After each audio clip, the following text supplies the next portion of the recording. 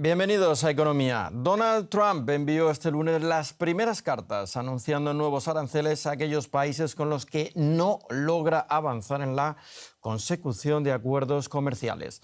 Hasta ahora, la ofensiva arancelaria de Trump apenas ha servido para cerrar acuerdos con países como Vietnam y Reino Unido. El mandatario republicano anunció tasas adicionales del 25% a Japón y Corea del Sur, entre otros países. Unas tasas que no entrarán en vigor hasta el próximo 1 de agosto. Entre los principales frentes abiertos figuran las negociaciones con el bloque europeo. La presidenta de la Comisión Europea, Ursula von der Leyen, aseguró que el diálogo de este fin de semana había sido positivo. Las negociaciones sobre los automóviles, uno de los productos de exportación más importantes de la UE, son especialmente difíciles. Actualmente se aplica un arancel básico del 10% a la mayoría de las mercancías. Además, se aplican aranceles especiales a los automóviles, el acero y el aluminio. Estados Unidos extiende el plazo para los aranceles al 1 de agosto. Vemos las reacciones desde Europa con José David Navarro en la Bolsa de Frankfurt. Saludos, José. La administración Trump espera hacer algunos anuncios de acuerdos antes del miércoles 9 de julio. ¿Será uno de ellos el acuerdo con la Unión Europea? Hola Paco, ¿qué tal? Pues sí, se espera que, o al menos ese es el objetivo de Bruselas, poder llegar al miércoles 9 de julio, que era el plazo que inicialmente Trump había dado, llegando a un acuerdo, o al menos un acuerdo de mínimos, o lo que se llama también un acuerdo marco, que desactive la amenaza de los aranceles durante un tiempo, y eso les daría, Paco, margen a ambas partes, especialmente a Bruselas, para pelear, para luchar por un acuerdo más profundo, un acuerdo más amplio. La expectativa se mantiene en que se pueda lograr algún tipo de acuerdo para el miércoles, sobre todo después de que un portavoz de la Comisión Europea haya informado de que Ursula von der Leyen, la presidenta de la Comisión Europea, y el presidente estadounidense Donald Trump mantuvieron una conversación telefónica ayer domingo, y ese intercambio telefónico, al parecer, fue positivo. Eso sí, Paco, no podemos olvidar que la Unión Europea parte de la base de que va a tener finalmente que aceptar un arancel base del 10%. Si no se llega a un acuerdo,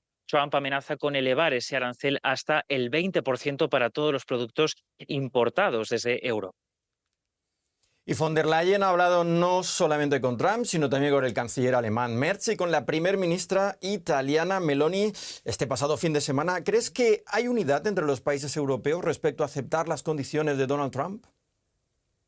No, Paco. De hecho, ya empiezan a surgir noticias de que hay divisiones respecto al tipo de respuesta que se está configurando para dar a Donald Trump, para dar a Estados Unidos. Esos dos países que tú nombrabas, Italia y también Alemania, con los que von der Leyen se ha comunicado, se ha llamado este fin de semana, serían los países, sobre todo dentro de la Unión Europea, que abogan por un acuerdo rápido, un acuerdo de mínimos que desactive, como les contaba antes, esa amenaza de aranceles. Pero después hay países como Francia, como España o como Dinamarca, que serían más cautos respecto a la respuesta que se está preparando. Hay mucho en juego. Está, por ejemplo, en juego la regulación de las grandes empresas tecnológicas y de asuntos como la inteligencia artificial aquí en Europa. También muy importante el tipo de respuesta que se va a dar o que se va a negociar respecto a los autos, que es un tema sensible para Alemania y también para Donald Trump. Si estos dos temas ya van a formar parte de ese acuerdo marco, de ese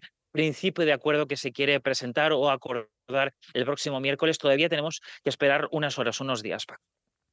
Gracias, José David, desde Frankfurt. Y el presidente estadounidense Donald Trump también intensifica su retórica arancelaria contra el grupo de los BRICS y amenaza con imponer aranceles adicionales de hasta el 100% si las economías emergentes adoptan medidas que, a su juicio, desafían la hegemonía del dólar en el comercio internacional.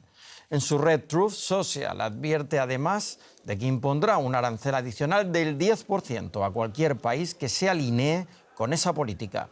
El anuncio coincide con el cierre de la cumbre de 2 días organizada por el presidente brasileño Lula da Silva en Río de Janeiro. El grupo BRICS, actualmente compuesto por 11 países, incluye a China, principal rival económico de Estados Unidos, y a Rusia. Ni Xi Jinping ni Vladimir Putin asistieron presencialmente al encuentro, aunque este último participó de forma virtual.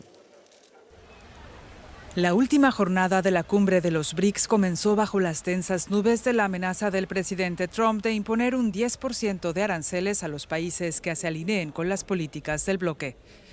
La declaración final puso de relevancia el peligro que supone el negacionismo sobre el medio ambiente y el rechazo al proteccionismo comercial, en clara referencia a la política arancelaria de Estados Unidos. Pero los líderes del bloque evitaron chocar frontalmente con Trump. El negacionismo y el unilateralismo corroen avances del pasado y sabotean nuestro futuro. China y Rusia se han apresurado a negar que los BRICS constituyan una amenaza contra ningún tercer país. Pekín, además, reiteró su posición de que las guerras comerciales y arancelarias no tienen ganadores. Asimismo, Lula da Silva, anfitrión de la cumbre, advirtió en su discurso que el calentamiento global avanza y que los bosques tropicales como la Amazonía se acercan a su punto de no retorno. Aseguró que los países del sur global, parte de ellos en los BRICS, tienen condiciones para liderar un nuevo paradigma de desarrollo. No seremos simples suministradores de materias primas. Necesitamos acceder y desarrollar tecnologías que permitan que participemos en todas las etapas de la cadena de valor. Lula apeló a recuperar el protagonismo de la OMS como un foro legítimo para enfrentar las pandemias y defender la salud de los pueblos.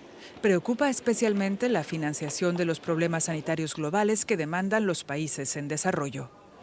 Lograr un consenso para alcanzar los acuerdos de París es muy ambicioso porque en el grupo de los BRICS se encuentran también algunos de los grandes productores de hidrocarburos como Arabia Saudí, Rusia, Irán y Emiratos Árabes Unidos, y lo lidera China, uno de los más contaminantes del planeta. Poco antes de comenzar el programa conectábamos con el periodista Marcelo Silva en Río de Janeiro, quien nos envió la crónica de esta cumbre de los BRICS.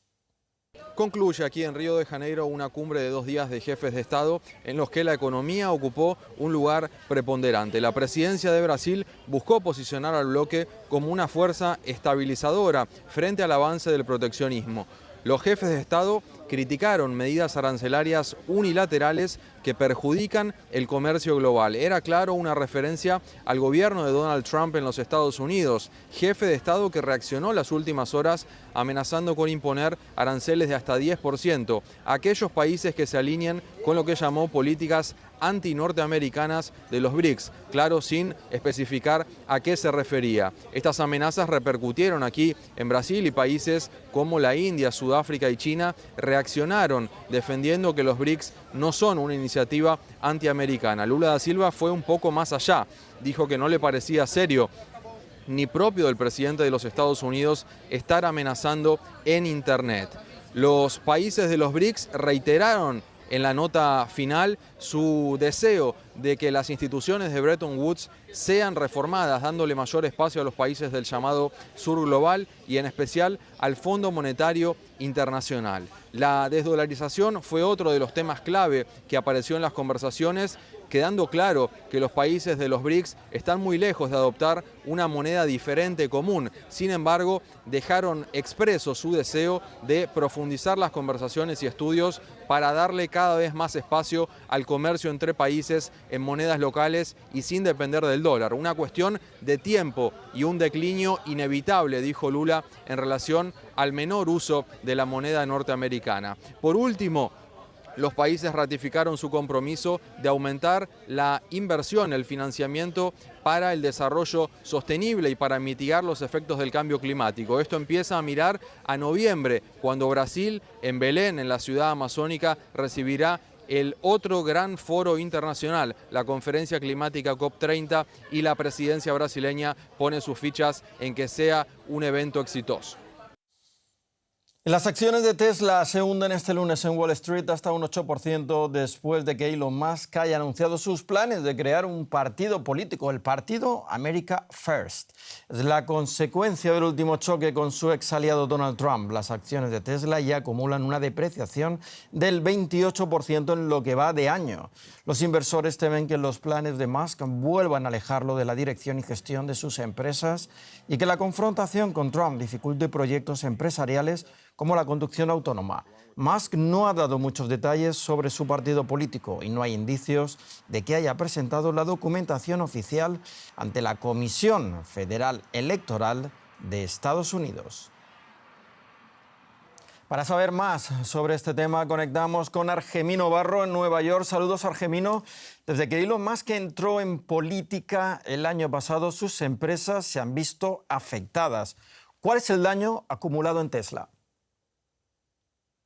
Bueno, ese 28% que habéis mencionado en la caída de las acciones, y la semana pasada vimos una caída del 13,5% interanual en las ventas de Tesla, la mayor caída registrada. Este último año ha sido muy complicado para Elon Musk por varias razones. Su salto a la política como principal mecenas de Donald Trump el año pasado hizo que muchos inversores entendieran que a lo mejor no tendría tiempo y energía que dedicar a las empresas. Además, si miramos a Tesla, la mayoría de sus clientes son norteamericanos progresistas aquí en Estados Unidos, preocupados por el cambio climático, y Tesla, al ser una empresa de coches eléctricos, hacía que estos fueran los principales clientes. Cuando Elon Musk apoyó al líder de la derecha populista, Donald Trump, muchos de sus clientes vendieron su coche o incluso colocaron pegatinas y pusieron distancia con la compañía, y las ventas se desplomaron. Y además, en China, uno de los mercados más importantes para Tesla, hay una creciente competición que ha hecho que las ventas de Tesla bajasen en mayo una cifra interanual del 30%. Así que también en el apartado técnico parece que se están quedando atrás, algo que quieren compensar con la tecnología de la autoconducción. Gracias, Argemino Barro, desde Nueva York. Un saludo.